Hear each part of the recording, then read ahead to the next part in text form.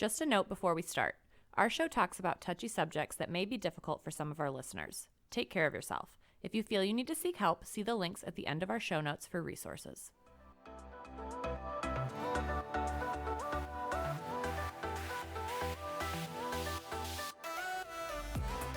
Hey y'all, and welcome to Touchy Subjects Podcast, the podcast that aims to break the silence that tends to come with conversations around domestic and sexual violence.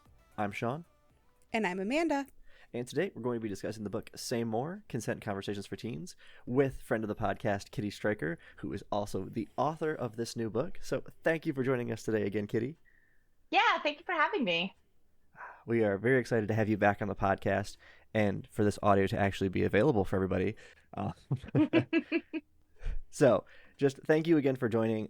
If you have not heard any of our episodes with Kitty before, go and check those two out, because this one is going to kind of be a continuation of some of that conversation we've had before. But let's jump right in. So, Kitty, what made you want to write Say More? So, funny story. I had just finished Ask Yourself, which was like a workbook for adults about consent, where I basically set up 28 prompts, figuring you could do this in a month. It would be a really intense month, but you could go through these prompts and like gain a better understanding of your relationship to consent within yourself, within your interpersonal relationships, both romantic and not romantic, and also your relationship to consent and the world at large, like your communities, your workplace, society. And then the last week is basically you reflecting on what you've learned, how that's changed your relationship to consent, how you think you're going to interact with it in the future. So I wrote this workbook and it came out. And as people were reading it, I kept getting questions from parents saying, oh, like, I am really interested in this workbook. Do you think it would be appropriate for my teens? And I was like, well, I mean, it's not appropriate. Like, it is kind of advanced for teens, I think. But I mean, I don't know, it depends on the teen, right? Like, I was a very precocious teen, so this very much would have been up my alley. I didn't want to assume that all teens are like at that level of navel gazing, though. Mm-hmm. And like I said, it's pretty intense. It also talks about situations of consent, like in your salaried workplace, or, you know, dealing with the medical industry, and things that like teens are beginning to navigate a little bit, but not to the same extent as adults. So I wanted to come up with a way to maybe rewrite some of these prompts for teens. I went to my publisher and I said, hey, how about I do a zine? Like, I'll do like a week of prompts for teenagers. Like, it'll be a little bit more low key. I can write it all myself. We can release it as an ebook, you know, easy peasy. And they said, oh, that's such a great idea. How about you just write another book? Can you do it in 3 weeks? And I said, well, no, but I could do it in like a month and a half. Like, let's double that time.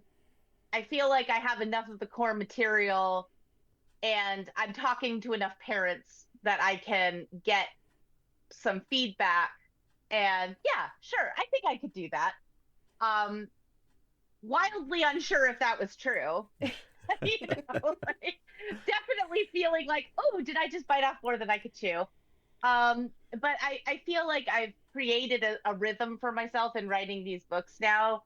And I've learned how to set goals. I've learned how to not coerce myself through writing books about not doing that.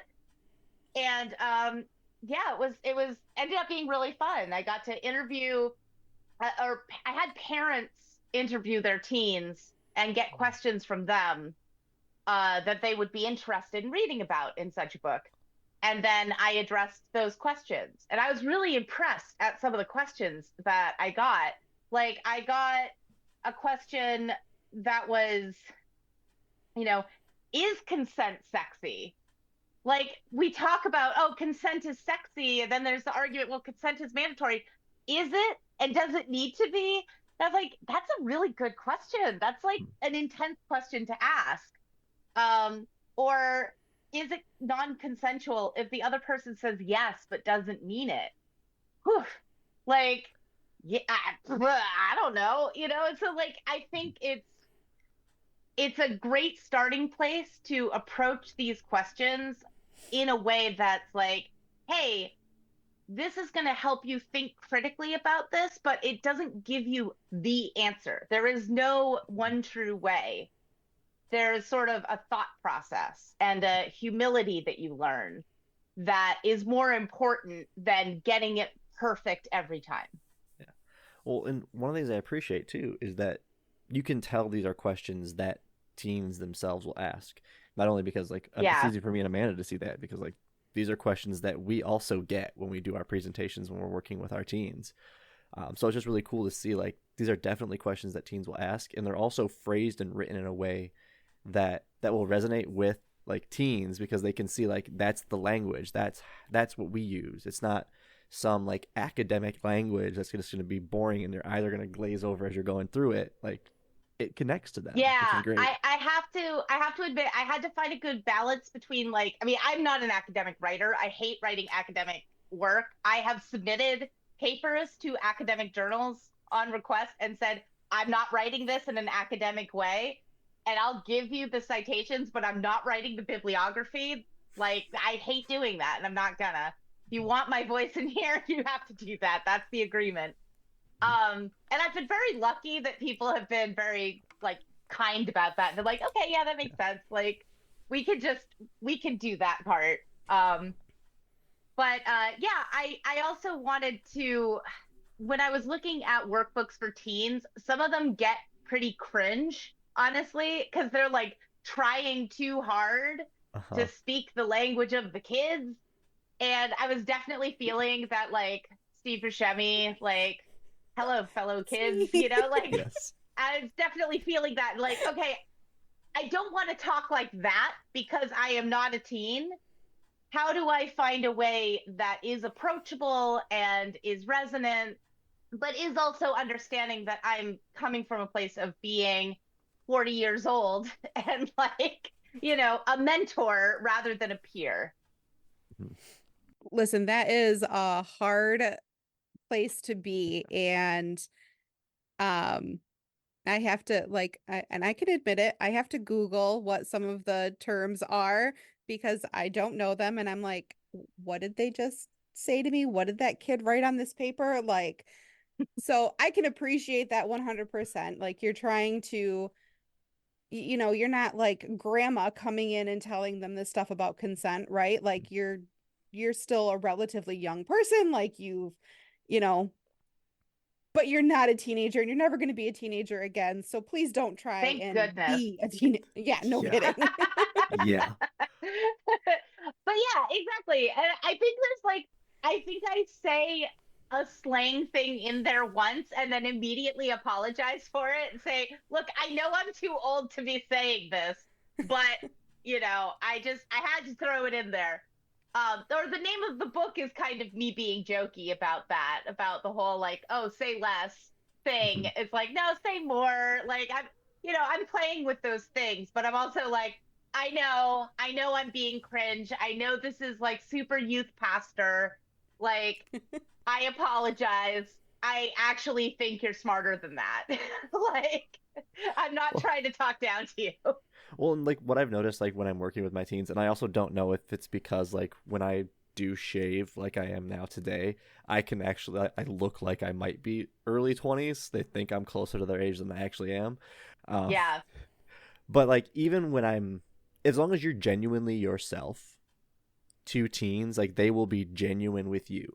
Like if I'm using some of their slang and like what I'm saying, and I'm like actively joking about it because I've jokingly used it so much, it's just part of my language now, they'll go Yeah. with it. And they're like, this, Yeah. like, you're yourself. Don't try to be something you're not around teens because they will pick up on that shit like immediately. Absolutely. I mean, swearing even actually was something I was like, okay, I don't want to be swearing as much as I actually swear, which is constantly.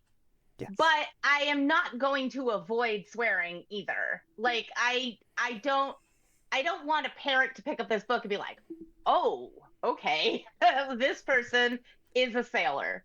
But I also don't want teens to be like, "Oh, this person is clearly a goody goody." Like, look, teens, I was cool. I broke into abandoned mental hospitals. I, you know, I honestly I didn't smoke or drink underage because my parents would have let me, and that made it not cool or fun. But like, I did some rebellious stuff, you know. Like, so I wasn't this like perfect teen who like never broke the rules. I got into fights. I definitely got into fights. Usually about bullying. I was a bully of bullies a lot. My parents got called in and were often like, well, I mean, what are you gonna do? Like, you're not doing anything to stop this bullying, so we're not really mad at our daughter for doing something, which is not what the principal had in mind. Being raised an anarchist by anarchist parents meant that I clashed with school authorities a lot, and authorities just in general, including my parents. But like, yeah, I think that was a really important aspect to how I approached this book, was that like being a teenager is about rebelling in some ways. It's about figuring out who you are separate from your parents, separate from your environment, your church, your school peers, etc. Like this is where you begin to figure some of these things out. This is where you begin to forge your ethics separate from everyone around you. It's where you decide where your lines are. Like that's where you begin to have those conversations with yourself. So rather than approach these topics with a like fear-based, make sure you don't fuck up ever, I wanted to be like, you're gonna. So how can you mitigate harm in those situations to yourself, to the people around you? How do you learn from that and grow? How do you give that grace to learn to others? How do you differentiate between this was an honest mistake in good faith and this is actually abusive? You know, like I think there's a lot there. I mean, culturally, we're in a place right now, to go off on one of my favorite rants, where people are very quick to assume the worst possible harm, that people are trying to hurt you all the time. And I just don't think that basing your understanding of the world in that fear is healthy. Like, and I don't think it helps you avoid painful situations. I think it just makes you feel even more silenced and even more scared. And I think that the harms that get done in those situations are worse because you're so afraid of failure. You're so afraid of doing the wrong thing.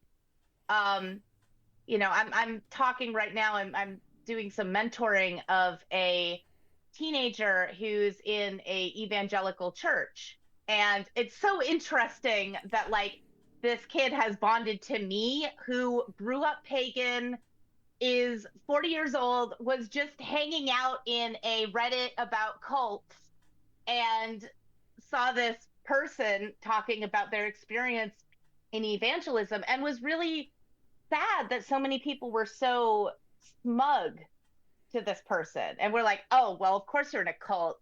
You're in a religion, blah, blah, blah. And I was like, well, hang on. Like, it's really brave of them to come here and start to have these conversations and ask these questions. That's terrifying. That's your entire worldview that you're beginning to shake up. Maybe don't alienate them. Like, that's kind of the whole point of a lot of these religions, is the world is hostile and out to get you. And if you try to talk to them about your faith, they're going to make you feel bad, but that's going to bring you back even further into us. I don't want to be that person. Yeah. And I see that with social justice. People saying like, oh, I don't really understand this pronoun thing. And people say, well, it's not my job to educate you. You're right. It isn't. But sometimes it's in your best interest to do it anyway. You know, like, or maybe you pass it along to somebody else. Like, I don't have a lot of emotional shit tied up in my pronouns. I identify as cisgendered. Let me do that work. I don't mind doing it. It doesn't impact me in the same way. But like, I think more often than not, people genuinely want to learn and grow. And I really want to give them a chance to do that.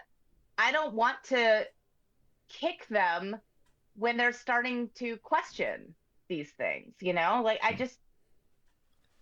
Well, and I like don't think that's helpful. even because like even talking about like how, especially when you're in your teenage years, like that's when you're gonna make mistakes, like, and that's when you're supposed to like be able to learn from them. But if Yeah. we don't ever give anybody the space to sit to be able to openly talk about like I made this mistake without feeling bad about it, Yeah. Or I like if changed my mind. because if there's that yeah if there's that like bad feeling about like I did this thing, I want to talk about this, but I know if I say that I did this thing, like I'm gonna be ridiculed or exiled or just bashed so much that that's just I'm never gonna talk about it again. Yeah. And if we want to create societies where like we are seeing less harms happen, like we have to have spaces where people who have done harms can openly talk about them to learn from those behaviors or to learn to not do those behaviors or to understand what underlying belief systems they had that even led them to think like this is an okay thing for me to do. Yeah, for sure. Like you have to reward the behavior you want to see. And if the behavior you want to see is people evolving, people picking up new information, being open to it, people thinking critically, then you have to encourage that by giving them rewards for it, you know? Mm-hmm. Like, I think there's something to, I volunteered in an animal shelter, and we talk a lot about like how you train dogs, and you have to be consistent with your training. You like I'm somebody who's still learning how to interact with dogs. I have cats. I've always had cats. You don't train cats. They just kind of do whatever and you deal with that, right? But with dogs, if I act like that with say a medium or large or even a small dog, if I just say, "Oh, they just like to jump up on people," that dog can get put to sleep because they aren't getting the training that they need to have a successful placement in a home. Mm-hmm. Like that is my accountability to this dog is training them and like rewarding the behaviors that are good more than punishing the behaviors that are bad. I think that our society spends so much time thinking about how do we punish people. And I'm anti-cop. I don't want to be a cop. Like, I don't want to recreate a police state. I don't want to put people in jail. I see all of that stuff as like inherently problematic. So part of my commitment to being a prison abolitionist is, okay, I have to be invested in people and I have to be willing to put in the work to help them change. Now, I can't do that for everybody, right? Like Right. I am one person. And even though I have a lot of skill in this department, I absolutely like the need way outweighs my capability. But what I've done instead is I've focused that energy on a small community, like people that we have an investment towards each other. One of the groups I was a part of, we had a saying, we have each other's backs, even when we fuck up, especially when we hate each other.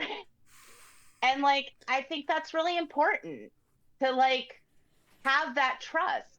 And I think that's what gets people to stay in churches, honestly, is that there is that sense of like, well, we're still going to be here for you.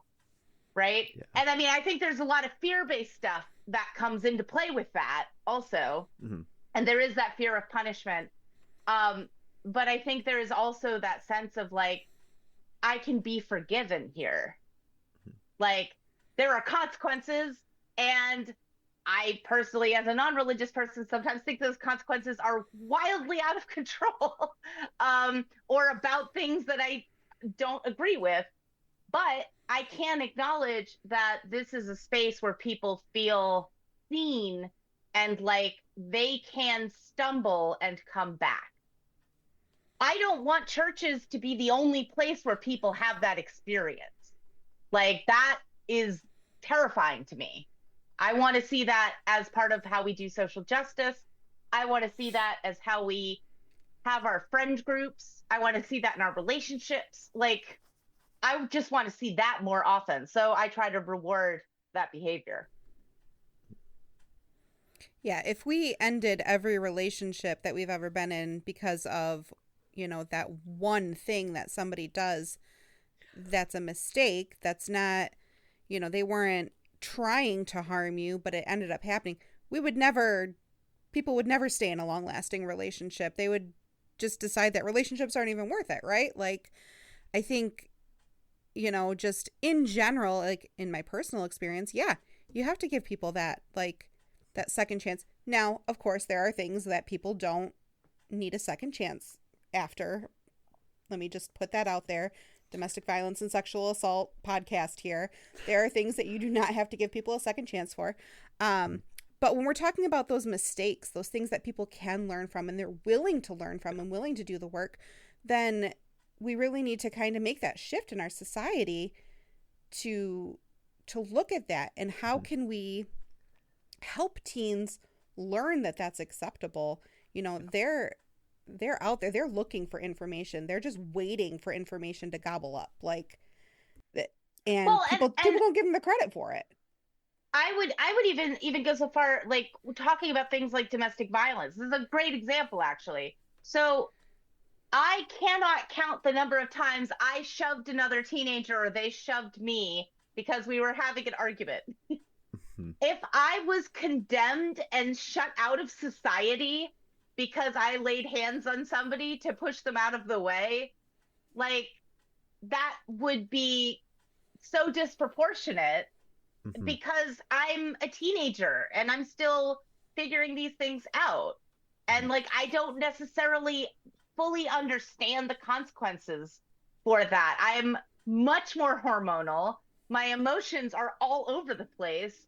Like, it doesn't make the behavior okay, but it makes it understandable. And I think that, like, that's a piece that gets missed a lot. I would go so, I mean, I know I'm probably, I think we had this conversation before. I am more likely to give people a second chance, even when they have done horrific harms to others, if they are willing and able to show that they are going to take accountability in a way that is meaningful to them, to the people they harmed, and to society at large. Like, Yes. I was in my 20s, I was definitely one of those, like, riot girl, like, kill your local rapist people, until I started to think about it. And I said, well, hang on. The right wing says that all trans people are rapists, like, inherently. Am I okay with that? Like, am I okay with, like, okay, well, I believe kill your local rapist. I believe in believing victims.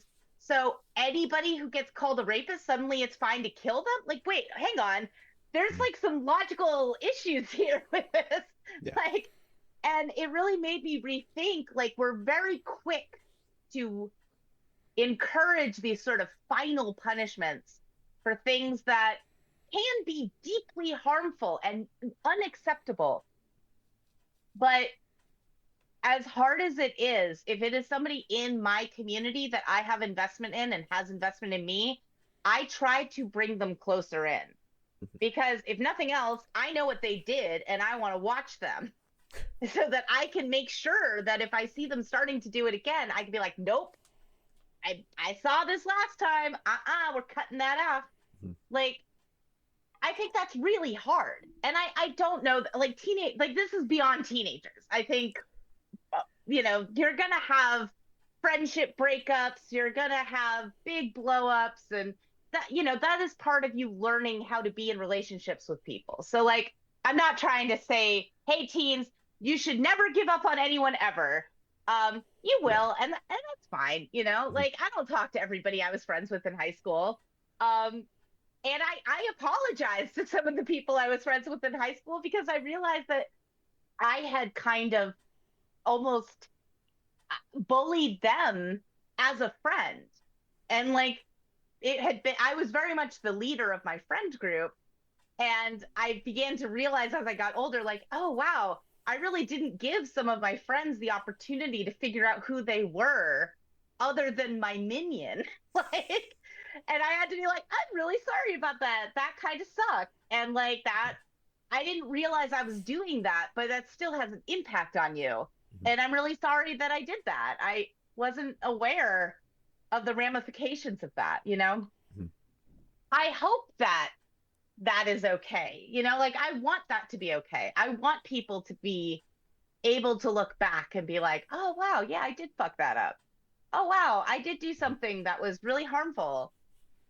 And maybe I didn't think of it that way at the time. Maybe they didn't think of it that way at the time. But like, I can have some reflection on that and be like, wow, yeah, that was messed up. I want to do better. And Yeah. I want to change the way that I have these dynamics with people. Well, Now, I just want to also add really quick, like, just because I think that in general people deserve a second chance, it doesn't mean that you specifically have to give them that second chance. yes. So that is also very important here. Yes. But it's one of the things that I do appreciate about like this book and how much it focuses on specifically on boundaries. How do you how do you ask for boundaries? How do you set your own boundaries? What battles do you want to fight? Like how do you pick your battles? Yeah. It's like I appreciate it focusing so much more on boundaries than like your typical like consent conversations of like yes means yes, no means no.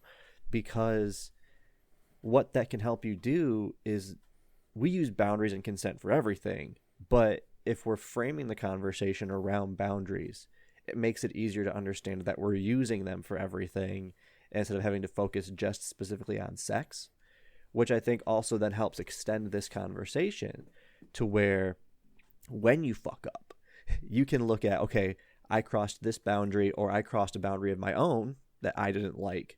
So how do I rectify that behavior? How do I not cross this boundary again? To allow for ourselves to say like, hey, I messed up.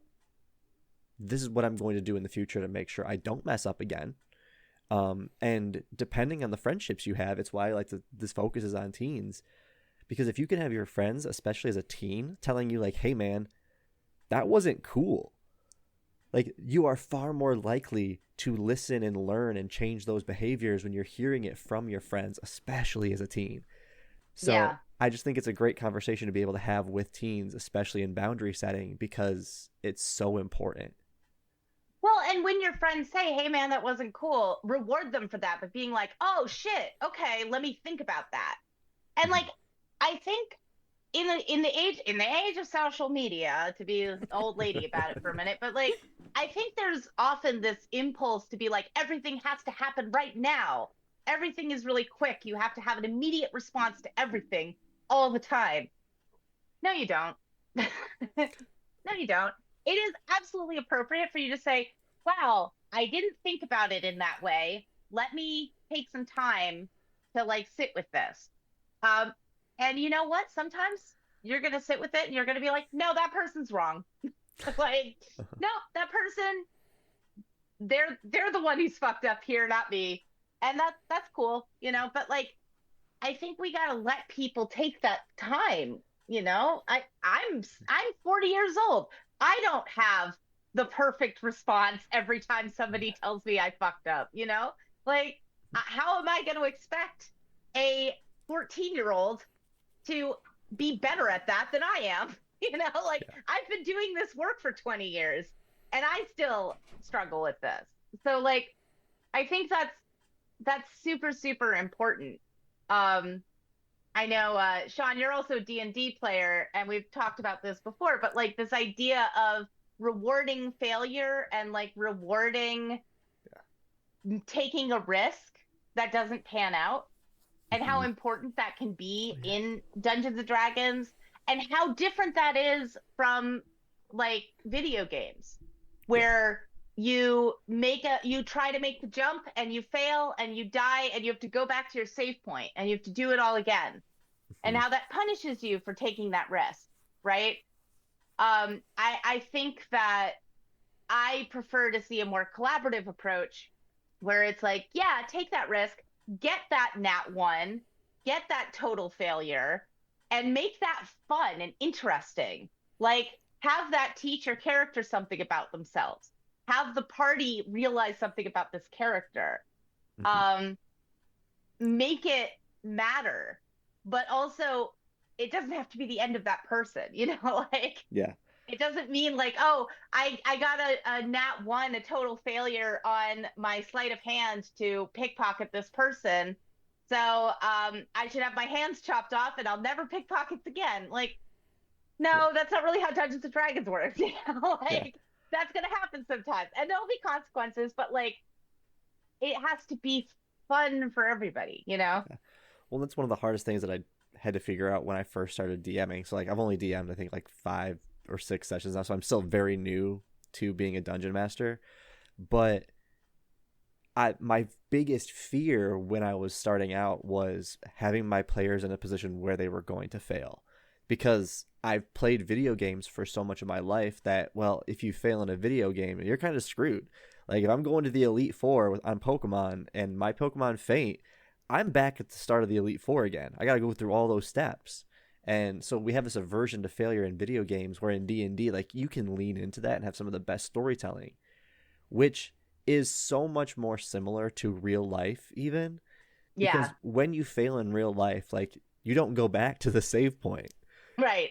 Like you're not waking You up in just bed. kind of have to roll with it. Yeah. So when you mess up in real life, like those are your, not only are your learning opportunities, but you're still opportunities to, what can you make from this? Yeah, you failed, but how do you fail in a way that is still going to be possibly beneficial? Or how do you like salvage this enough to where even though you failed, it wasn't a harmful failure? Yeah.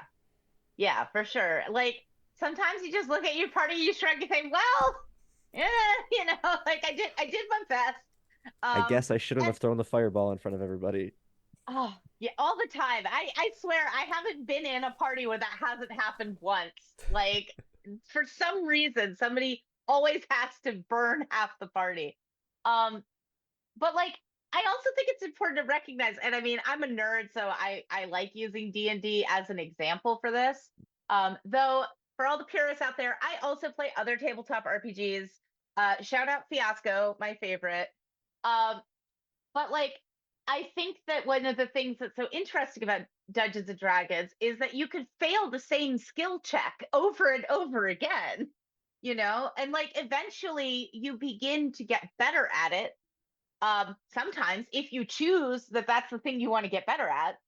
I have a character who is an extremely skilled arcane trickster rogue who was not strong and was probably going to fail strength checks. And so I had to learn how to adapt that character to deal with that problem as little as possible, because I knew I was going to fail. Like I knew I was setting myself up to fail.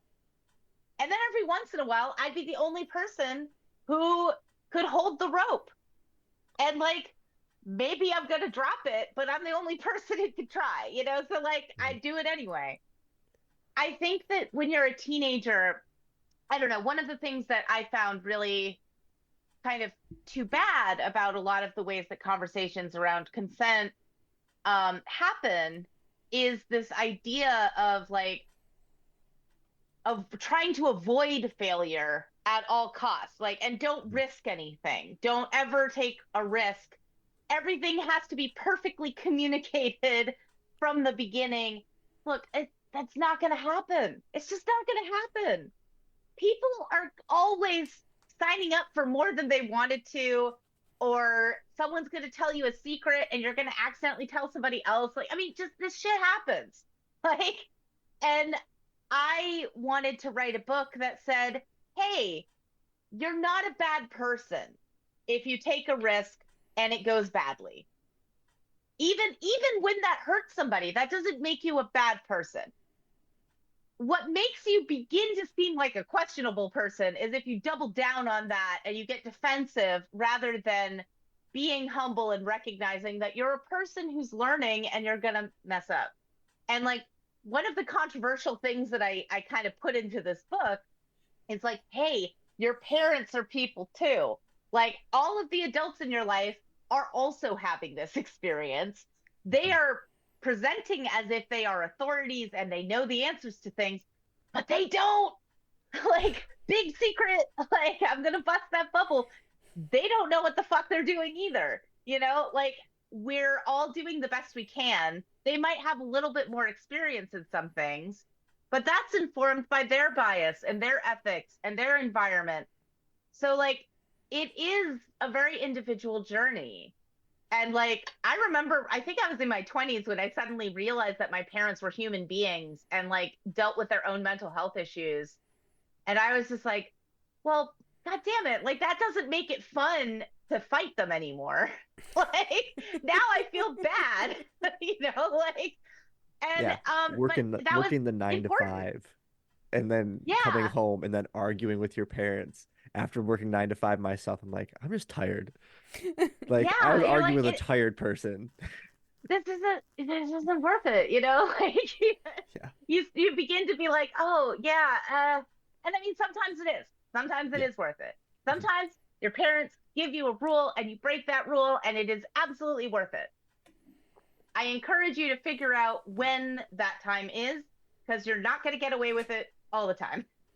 So if you plan it cleverly, then you are more likely to have a conversation about why this rule is unfair and maybe even change the rule. Well, as somebody who was a rebellious teen who never listened to rules, that just meant that I ended up, you know, more and more restricted. And then I rebelled more and more. And it just created this horrible cycle. I think if I had given my parents a little bit more grace and if they had given me a little bit more grace, we wouldn't have gotten trapped into this, like, almost game of chicken, like, and now we have a great relationship. Um, I think that realizing that we were both acting in good faith with the information we had and that our information was imperfect was just really, really important. Um, that's an intense amount of information to give to a teenager. oh yeah, Like, your parents are, or caregivers, because it might be your grandparents, it could be an uncle, it could be, you know, chosen family, mhm, all different kinds of dynamics. But, like, there's a lot of that. You're under their roof, you're under their rules, and that is kind of fair. There is some fairness to that. Um, Also, you don't have a choice, so there's, like, a certain amount of coercion implicit in that, where it's like, well, what's your other option? Like, yeah, so I think that there is more wiggle room than people often want to acknowledge. That it should be a little bit more of a conversation, and a little bit more dynamic. But, I wrote a foreword to adults to this book wherein I was like, look, you have to give this to your kids and then let them engage with it on their own time. mhm, Like, you can't make this a homework assignment. You can't say, well, it says, Kitty says in this book that you're supposed to do this. Like, I wanted to make sure that I didn't write anything that could be pointed to as, like, well, Kitty said this, so now you have to do it this way. mhm. Well, and I enjoy the like parent like analogies and stuff too. So I use parents as an analogy all the time when I'm talking to my students about consent to help them understand coercion a little bit. Just because I'll say like, how many of you actually like to clean your bedrooms, and like, why do you clean your room then? And it's because they're like, well, I'll get punished if I don't, or like, I'll get grounded, I lose my phone, I can't play my Xbox, things like that. So it shows like how they're coerced into cleaning their rooms to avoid a further punishment. In the same way, like if somebody is sexually assaulted, they may eventually give in because they are avoiding the further harm that could possibly happen to them if they keep saying no. Right. But then I also preface that after, or say afterward, I'm like, now don't go home and tell your parents that you don't got to clean your room anymore because you're not consenting to it. Like, that's not a battle that I want you to pick and fight because I don't want them to call me. Yeah.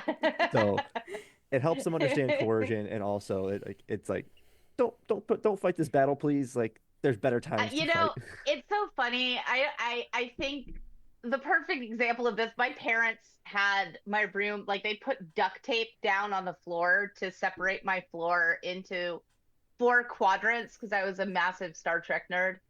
And they would tell me I had to clean one quadrant. And I learned very quickly that all I had to do was just move stuff from one quadrant to another. Yup. And it just cycled around and around. And like, it's interesting because I remember my parents being like, well, that is following the letter of the law. So, like, at least she's done something, you know? But then when I had 10 years of distance and I looked back, I was like, oh, that's what my parents did with the whole house. They would clean off this section of the table and move all of that stuff into the living room. And then it would just pile up in there instead. And like now that I can look back and be like, oh, okay, that's why it was normalized for me. There was a big period of time where I would go to somebody's clean house and I would feel anxious because it felt like I couldn't touch anything or I shouldn't sit down because it was too perfect. And I was so used to living in disarray that it made me uncomfortable to be in a place that had like clean carpet, you know, that you could see all of it. It just felt really weird. And like, that was an interesting moment of being like, oh, yes, I was being manipulative and I knew that. Also, my parents kind of were like, well, that's not the battle we want to fight. And also, on top of all of that, there was also, this is the behavior that was modeled for me. So my parents really didn't have a leg to stand on punishing me for it because that's what they did, you know? And so it's like, I think as a teenager, I didn't see all the nuance and intricacies of that. And it, you know, it's not your responsibility as a teenager to be able to understand all these dynamics. That's a lot for an adult to figure out. I mean, so many adults are in therapy learning all of this stuff, right? And like re-examining their teenager experience. So I don't think it like the impetus is on teens to understand all of these things. But I do want to encourage teens and the adults taking care of them to try to have that default that this is probably in good faith. They probably think they're doing the right thing. And like, maybe it's not the right thing for me, or maybe it's not the right thing in this moment, but they're probably not being actively hostile. And there are circumstances where they are being actively hostile. And like, it's really like, you have to decide for yourself when that is. I can't tell you, oh, these are the 5 things that will indicate that this is bad and they are bad people. But like, I think autonomy is a complicated thing when you are underage. You only get so much of it, and yet you are held accountable as if you have full autonomy. And that is a really complex situation. So I'm hoping that this book, like, I mean, that's a very sort of academic way of looking at this, right? But like, I'm hoping that this book gives checklists and like real skills to help somebody figure out, okay, this feels wrong, but I'm not sure why. I'm hoping that this book will be like, okay, well, here are some things you might ask yourself to figure that out. So looking at some of the questions that you had in the book, then one of the ones that I enjoyed probably seeing in the most, because it's a question that I also regularly get when I'm working with teens, is like, how do you know like if they're consenting to it or if they themselves have like been coerced? And the phrase in that question is incorrect, but like, did they coerce themselves into this, or like what other factors are at play that led them to being okay with saying yes in this moment, even if they didn't actually mean yes? Which is a huge thing to unpack, especially because that statement was like a very long-winded statement. But when we're looking at how we are taught about consent, like we're taught for guys, like you have to have that chase part of it. Like they're supposed to say no. So if they say no, it's okay for you to keep trying. Whereas girls are taught, well, you can't say yes right away, because if you say yes right away, you're a whore. Right. So there's this like game that has to be played also, that if both people don't want to play the game, or they don't know they're both playing a game, like Yeah. how do you navigate that now? Yeah, or you might have completely different rules. Hmm. Like I've definitely been on dates with women who wanted me to push past their initial no, and I was like, I'm not going to do that, um, because I don't enjoy that. That's not fun for me. I don't want to play this teasing you until you submit. That feels really creepy and weird for me. That's not a bad thing for you to want. Like, I'm not against you wanting it. It's just not something I'm willing to engage in. Um, I think, it's interesting. My mom was a huge uh fan, proponent of Baby It's Cold Outside, because for her, she was like, look, you got to understand that my generation and before me, she is saying all of these excuses that other people have told her, or like things that other people are going to do if she says yes. She feels like, I want to say yes, but here are the things that I'm thinking about that are leading me to say no, but I really do want to say yes. I don't think in that song she ever says no. I ought to say Hmm. no, she says, but that's not, I want to say no. That's like, this is what society tells me I should do. And she cites a lot of like, oh, my neighbors are going to feel this way. My mom's going to feel this way. Hmm. My dad's going to feel this way.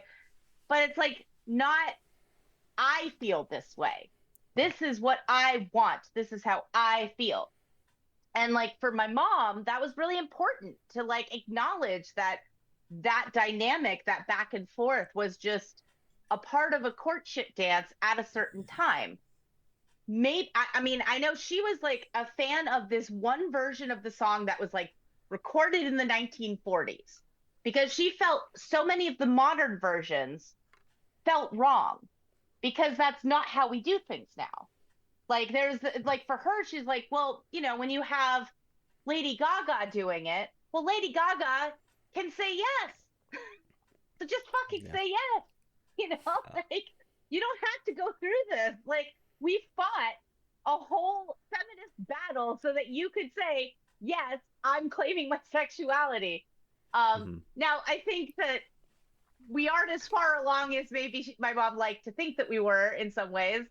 Mhm. Because I think that pressure still exists, but there is a lot Yeah. more acceptance of Yeah. saying yes.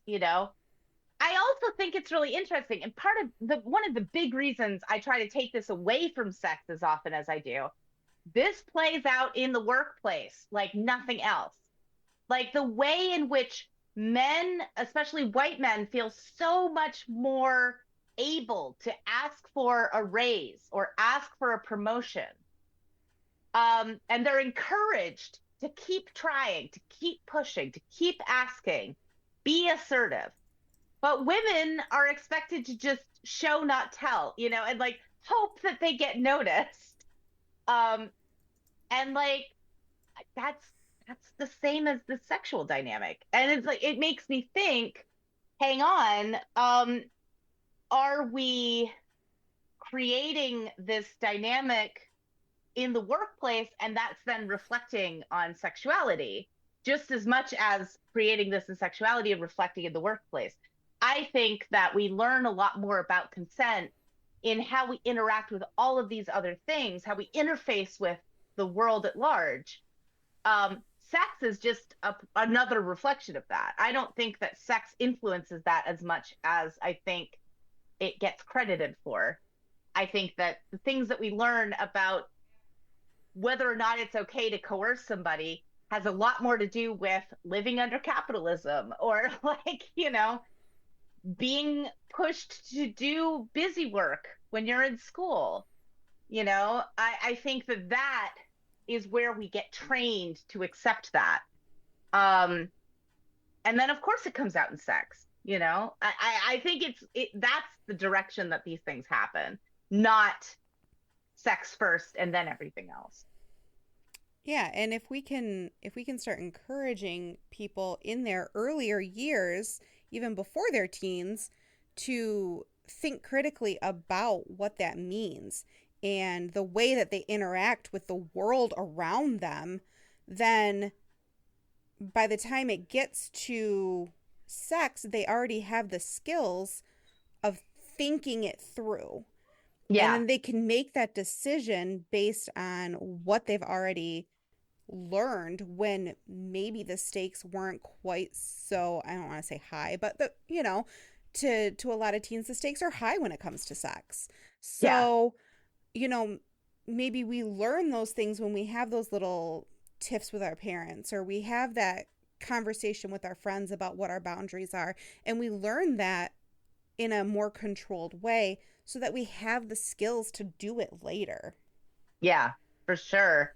I mean, I think a lot about how, I think I was 12 when I met the guy that I was like, that's the person I'm gonna have penis and vagina sex with for the first time. That guy. And then I waited for 4 years and built up a relationship with that guy. We did write some very filthy letters back and forth to each other, because this was back in the day where you wrote letters, kids. And you You folded didn't them have up you in didn't have like email. Yeah. cute Oh boy. little houses, shapes, Yeah, you do the origami little with your letter. footballs. Yeah. See, at least I had Um, instant messenger. yeah, Listen, I we mean, had instant like, messenger too. instant messenger was starting to be a thing, but you didn't have it on your phone. So you had to be Right. at home in front of the computer. And if you were grounded, there was all these things. So like letters was kind of where it was at. But like I, talk about, like, we'll go back to D&D, Hunter's Mark. I just said that one, and then I just focused. And like we talked so much about the sex we would have eventually that by the time we actually did, it was awesome, because we had spent 4 years talking about it, and like finding out what each other liked and how we communicated, and like bantering and being comfortable with saying, oh, that's not my thing, but good for you. Like we learned how to do all of that when we weren't right in front of each other. We didn't go to the same school, so we didn't see each other all the time. So like this is just like a really long burn. And I remember talking to my peers, and I was like, yeah, sex is great. Sex is awesome. I had a great time. And my peers were like, oh, it wasn't like that for me. And I was really surprised, because I was like, well, why not? Like, this is so easy to talk about. And I realized, oh, it's because my parents didn't bring me up with shame. Like, Yeah. I'm just not a value that they had for me. And so, like, I had access to books about sexuality. I watched Annie Sprinkle's Sluts and Goddesses. Like, I read Nancy Friday's Women on Top. Like, I had so much context for figuring out what I liked and didn't like, that it was so much easier for me to have the language to talk about it when I was in that situation. And my peers just didn't have that. And it wasn't that they did something wrong. That was just an environmental difference, of like a different faith, a different family relationship to sex and to nudity and to the human body. But it made such a huge difference. And it made me so much more confident about talking about these things publicly and like earnestly and vulnerably, because I just wasn't raised to feel bad about it in the same way. Um, so yeah, I think that like that's also a huge part of this, is like creating an environment where you're allowed to explore. Yeah. And like it's okay for you to be curious and ask questions. And it's okay for you to think some wild stuff. I mean, I will say AOL chat rooms back in the day, wow, there were some wild stuff happening in there, like for sure. I was a 14-year-old girl who would go into those chat rooms and pretend to be a 40-year-old man, just to like honestly, I think kind of just to troll people. This is before trolling was like a thing. But I just really enjoyed being like, yeah, I'm 40. I have a bit of a comb over.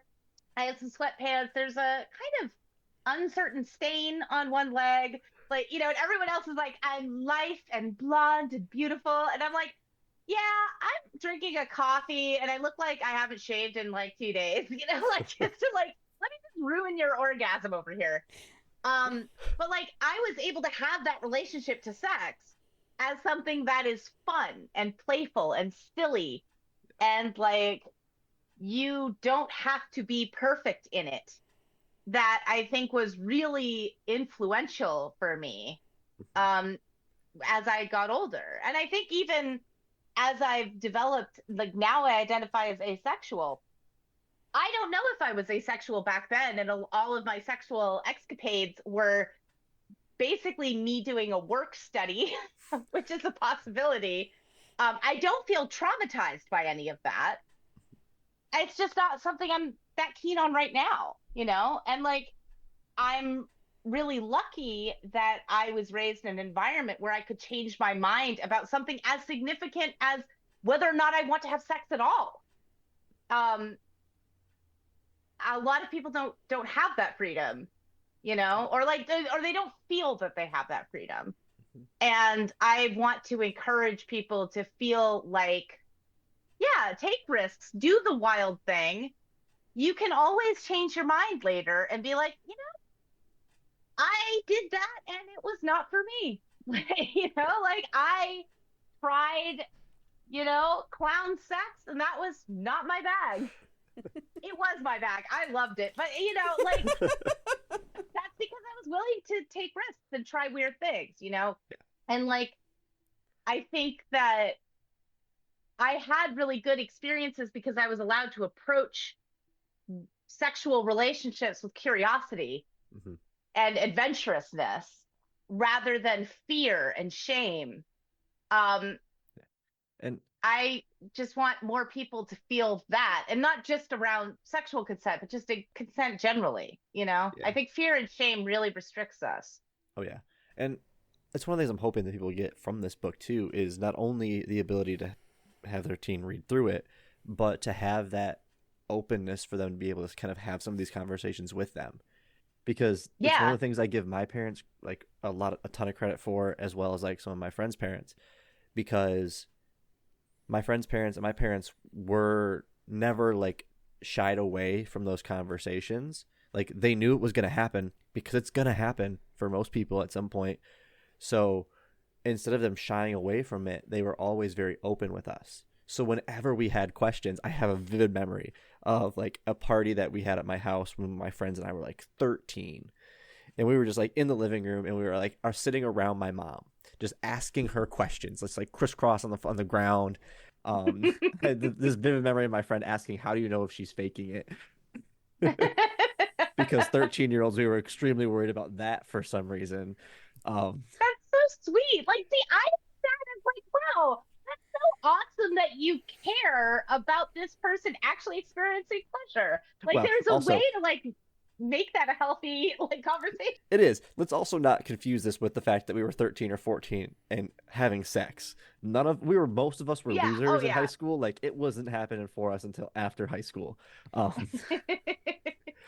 Well, but I think there's less. I mean, almost that doesn't like my make parents... you a loser, Sean. Yeah, I mean, I didn't have sex until I was 16. But and and like I said, I was very specific about who that was going to be with, what it was going to look like, and it was probably one of my better sexual relationships. Interestingly, I think because we spent so much time creating these sort of this wonderful safety net for ourselves.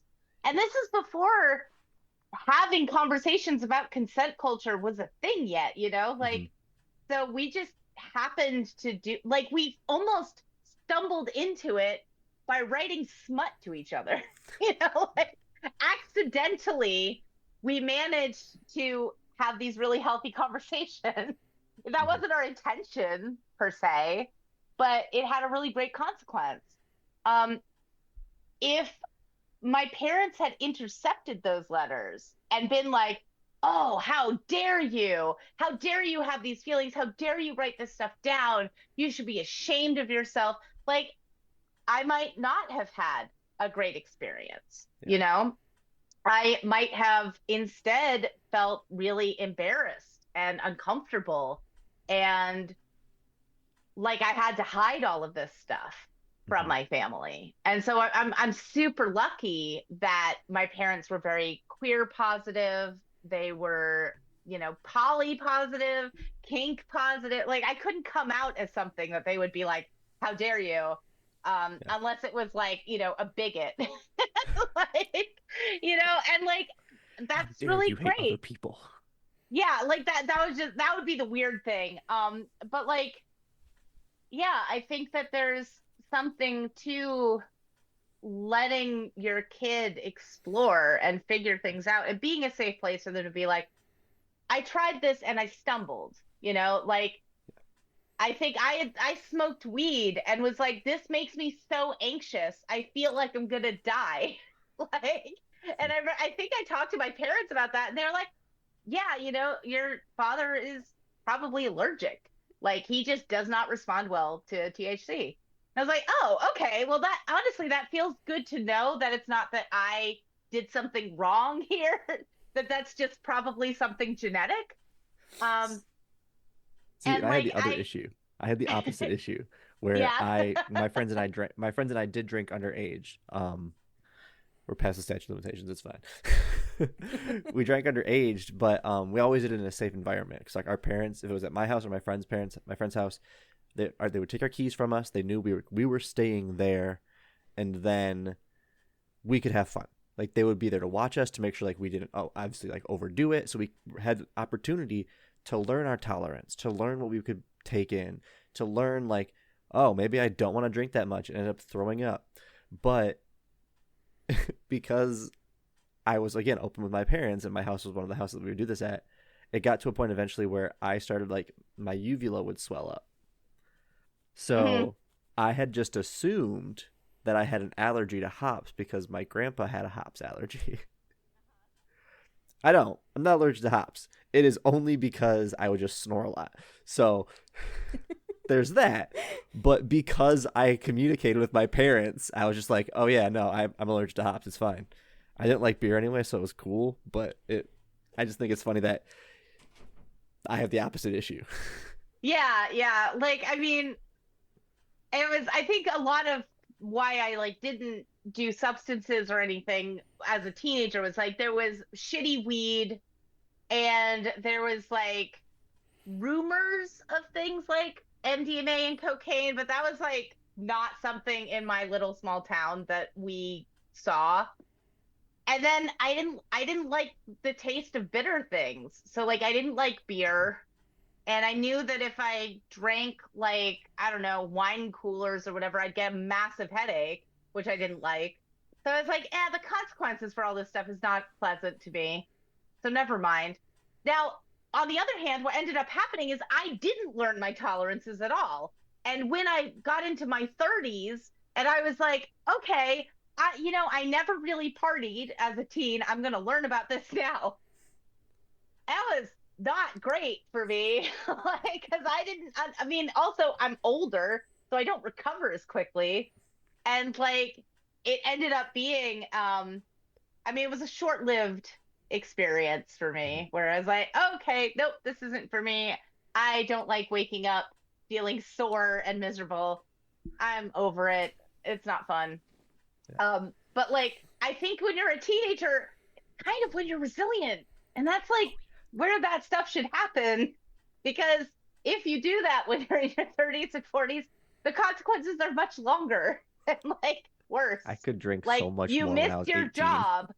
Yeah, like you're like I didn't get up and make it to my job today, or oh shit, I smoked too much weed and I forgot to go on my date. Like something that's much more important. Or I go to work hungover when I'm 18, and that's fine. I can navigate that. But if I have to go to work now with just the hint of a hangover, I'm like, this is the worst day of my life. Exactly. Your tolerance goes way down for discomfort. So, thank you for joining us today, Kitty. We've genuinely enjoyed having you on the show as always. Before we do sign out though, do you have any final notes that you want to give to our listeners? I think really the best thing that I can encourage people to do is to just think critically and like explore and be willing to be wrong and try things out, like you're not perfect and that's okay. Um, Striving to be better today than you were yesterday is is good enough, honestly. Like, and I think that that is something that is achievable for everyone, regardless of what you've done yesterday. You could be a little bit better today than you were then, and I think that that creates a dynamic that's less about shame and fear and more about hope and positivity. Yeah, don't aim to be perfect, just aim to be slightly better. Well, thank you again, Kitty. Like I said, it is always a pleasure. Yeah, thanks for having me. Of course, anytime. You are more than welcome to join us whenever you want. So before we do sign out then, do you have any socials you want to push out to our audience? Yeah, you can find me Kitty, KITTY _ Stryker, STRYKER on Instagram. I'm also officially Kitty Stryker on Facebook. You can see Twitch streams that I do or podcasts, or sometimes I'll post little bits about the books that I've written, workshops, stuff like that. Sometimes I just post about stuff happening in society and how I feel about it. So you can sort of follow all of my thoughts there. I am also Kitty Stryker on many social medias, except Twitter, because I got kicked off for impersonating libs of TikTok. No regret. Great reason. It's still a great reason. But I will make sure I have links to all of those in the show notes. And then, Kitty, where could they find Say More if they're looking for it? I believe you can look at, I want to say it's bookshop. I always forget if it's bookshop.com or .org. But you can find it there. I think Barnes & Noble has it for pre-order. Amazon has it for pre-order. You can follow it on Goodreads.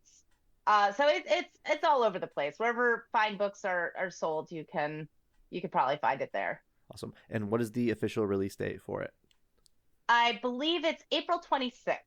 Awesome. Will be the official date. Cool. So I'll make sure I have a link in the show note for anyone who is looking to pre-order Say More. And thank you again for joining us today, Kitty. And thank you all for listening.